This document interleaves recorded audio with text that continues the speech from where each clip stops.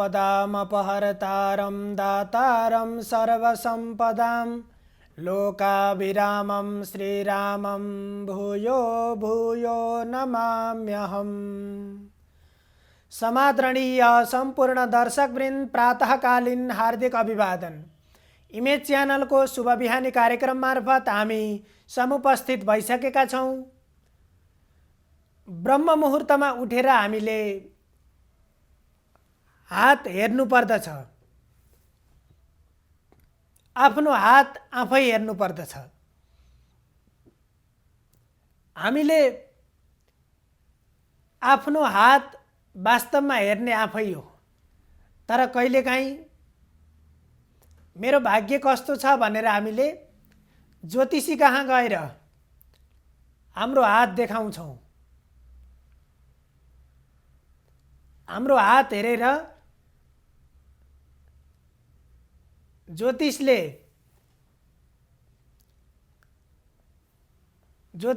अध्ययन गरेको मानिसले हाम्रो भाग्य भनिदिन्छन्। त्यसपछि हामी त्यही बाटोबाट मेरो भाग्य यस्तो छ भनेर अनि त्यसैलाई भाग्य बनाउँछौँ अनि अघि बढ्छौँ। तर ज्योतिषलाई अरूलाई हात देखाउनुभन्दा पहिला हामीले आफ्नो हात सबैभन्दा पहिला आफै हेर्नुपर्छ। हाम्रा नित्य कर्महरूमा करावलोकनम, बिहान सबभन्दा पहिला ब्रह्म मुहुर्तमा उठ्ने र ब्रह्म मुहुर्तमा उठिसकेपछि सबैभन्दा पहिला उठेर बिस्तारामै रहँदा पनि जागा भएर सिधा बिस्तारामा उठिसकेपछि अनि आफ्ना दुई हात हेर्नु पर्दछ। यो सबैभन्दा पहिला बिहान उठिसकेपछि सबभन्दा पहिला गर्नुपर्ने काम। अब हातमा के चीज हेर्ने? हातलाई तलदेखि माथिसम्म हेर्ने। त्यसरी हात हेरिसकेपछि बल्ल अरू कामहरू, हाम्रा अरू कार्यहरू त्यसपछि बल्ल सुरु हुन्छन्। त्यसरी हात हेरेर हामीले के देख्छौँ, त्यहाँ के चीज भेटिन्छ? यो शास्त्रले निर्देशित गरेको ब्रह्म मुहुर्तमा गर्ने सबैभन्दा पहिलो काम हो। स्वकरावलोकनम, आफ्नो हात हेर्नु। आफ्नो हात आफूले नहेरिकन अरूलाई देखाउनु हुँदैन। कराग्रे वसते लक्ष्मीः करमध्ये सरस्वती करमूले स्थितो ब्रह्मा प्रभाते करदर्शनम। यो मन्त्र पढेर, यो मन्त्र पढ्दै हात हेर्ने। अब मन्त्र जान्नेले यो मन्त्र पढ्ने, मन्त्र नजान्नेले यो मन्त्रको भाव के हो, यो मन्त्रको अर्थ के हो त्यसलाई सम्झिने, मनमा नै त्यस्तो कुराको चिन्तन गर्ने अनि त्यसरी चिन्तन गर्दै हात हेर्ने। हाम्रा यी हातहरू छन्, यी हात कर्म गर्नको लागि यी हात हामीले प्राप्त गरेका छौँ। हाम्रो जीवनलाई कस्तो बनाउने, जीवनमा हामी कस्तो बन्ने र आफ्नो जीवनको लक्ष्य के हो, ती सबै हाम्रा जति पनि मनले आकांक्षा गरेका, मनले चाहना गर्छ, मनले चाहना गरेका विषयहरूलाई बुद्धिद्वारा त्यसलाई छान्ने काम हुन्छ। मनले राम्रा नराम्रा सबै विषय सोच्दै जान्छ अनि बुद्धिमा गइसकेपछि बुद्धिले यो काम उपयुक्त, यो अनुपयुक्त, यो ठीक, यो गलत भनेर तिनको पहिचान गर्छ। तिनलाई विभाजन गर्दछ र त्यसरी विभाजन गरिसकेपछि जे उचित कर्महरू हुन्छन्, हामीले गर्नुपर्ने हाम्रो लागि आवश्यक कर्महरू, त्यस्ता कर्महरू अब बुद्धिले त्यस्ता कर्महरूको पहिचान गरिसकेपछि हातले ती कर्महरू गर्नुपर्छ। त्यही कर्म गर्नको लागि मानवले सबभन्दा ठुलो एउटा अधिकार प्राप्त गरेको छ। आफूले चाहेका सबै कर्म गर्न सक्छ। अरू कुनै पनि प्राणीले, यो धरतीमा भएका कुनै पनि प्राणीले मन लागेको चिज गर्न सक्दैनन्। तिनीहरूको लागि निश्चित कर्म तोकिएको छ, निश्चित कर्म छ, सबैका फरक फरक छन्, तदनुसार व्यवहार गरिराखेका हुन्छन्। तर मानिस, त्यसैले मानिसलाई ठुलो भनियो, सर्वश्रेष्ठ भनियो, विवेकशील भनियो। यी विभिन्न नामले मानिसलाई किन अरू प्राणीभन्दा अलग बनाइयो त? हामी किन अरू प्राणीभन्दा भिन्न छौँ त?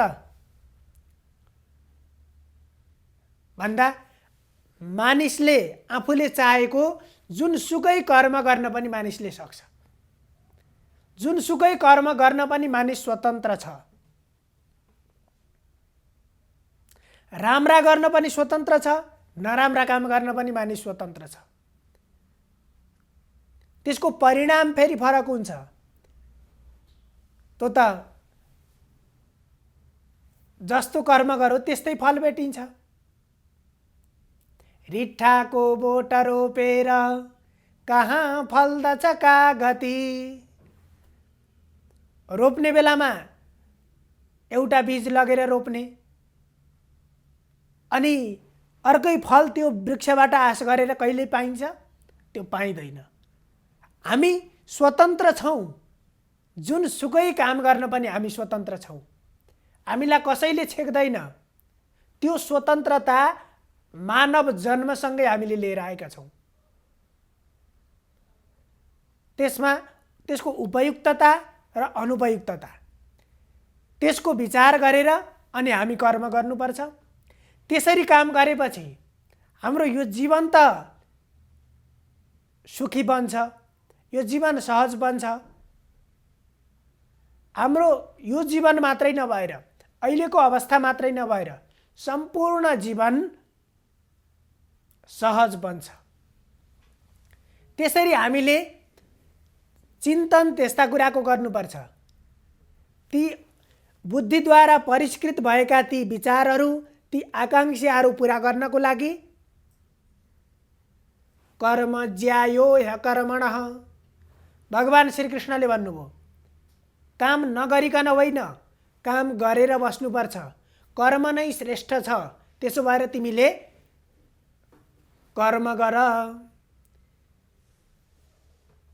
हामीले ब्रह्म मुहुर्तमा हात हेर्ने प्रसङ्गको आफ्नो हात आफै हेर्ने बारेमा चर्चा गरिराखेका छौँ। र त्यसरी हात हेर्दाखेरि के कुराको चिन्तन गर्ने?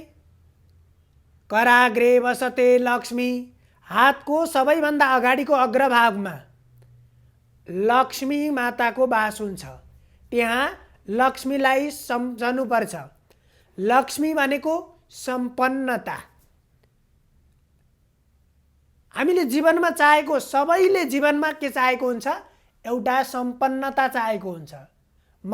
सम्पन्नता भनेको सबै चिजले भरिपूर्ण होस्। मैले ज्ञान प्राप्त गरौँ, मैले धन सम्पत्ति प्राप्त गरौँ, मैले सुख प्राप्त गरौँ। हामीले जे जे चाहेका हुन्छौँ ती चाहेका सम्पूर्ण चिज को चिन्तन सम्पन्नता, करको हातको अग्रभागमा लक्ष्मीको वास हुन्छ। कर मध्ये सरस्वती, अनि हातको बीच भागमा सरस्वतीको वास हुन्छ। करमूले स्थितो ब्रह्मा, हातको मूल भागमा ब्रह्माको वास हुन्छ। ब्रह्मा, लक्ष्मी अनि सरस्वती, अब यी तीनवटा भगवानका नामले यहाँ के कुराको सङ्केत गरेका छन्? यो अत्यन्त विचारणीय विषय छ। ब्रह्माबाट हामीले सृजनशीलता, यी मेरा हातहरू मेरो जीवन के को लागि बनेको हो? मैले विभिन्न कुराहरूको सिर्जना गर्नु छ, विभिन्न नयाँ नयाँ कामहरू गर्नु छ र ती नयाँ नयाँ कामबाट, त्यो सृजनशीलताबाट, पुरुषार्थबाट, सङ्घर्षबाट सम्पन्नता प्राप्त गर्नु छ। म कर्म नगरिकन त्यत्तिकै बस्ने होइन। सृजनशीलता भनेको नयाँ कार्यको थालनी, नयाँ आविष्कार, रिसर्च, खोज, अनुसन्धान र ती चिजबाट, त्यसबाट के प्राप्त गर्ने? सम्पन्नता प्राप्त गर्ने। हामीले खोजेका धन सम्पत्ति, सुख, आनन्द, सन्तुष्टि सब चिज त्यो सृजनशीलताबाट नै प्राप्त हुन्छ। कसरी सिधै गरे सिधै प्राप्त हुन्छ? हुँदैन। त्यो सृजनशीलतालाई सम्पन्नतासँग जोड्ने काम कसले गर्छ? सरस्वती, हाम्रो बुद्धिले, विवेकले, ज्ञानले सृजनशीलतालाई सम्पन्नतासँग जोड्ने काम हाम्रो विवेकले गर्छ। त्यसो भएर हामीले सबैभन्दा पहिला ब्रह्म मुहुर्तमा उठेर आफ्ना हात हेरेर हातको अग्रभागमा लक्ष्मी, सम्पन्नता, हातको मूल भागमा ब्रह्मा अर्थात् सृजनशीलता र मध्यभागमा सरस्वती अर्थात् बुद्धि, विवेक, यी कुराको चिन्तन गरेर हामीले दिनको सुरुवात गऱ्यौँ भने अनि हाम्रो दिनभरिको काम तदनुसारको हुन्छ र एक दिन राम्रो बनायौँ भने त्यस्तै एक दिन गरेर वर्ष दिन हुन्छ, हाम्रो वर्षभरि नै राम्रो हुन्छ। त्यस्तै वर्ष गरेर सम्पूर्ण जीवन हुने हो। हाम्रो सम्पूर्ण जीवन पनि सृजनशीलता, सम्पन्नता र त्यो पनि विवेकसहितको सम्पन्नताले भरिपूर्ण भएर हाम्रो जीवन अत्यन्त सहज बन्छ। यसरी हामीले आफ्नो दिनचर्या बिताउनुपर्छ। सर्वे भवन्तु सुखिनः, सर्वे सन्तु निरामया, सर्वे भद्राणि पश्यन्तु, मा कश्चित् दुःखभाग् भवेत्। हजुरहरूको दिन शुभ होस्। धन्यवाद।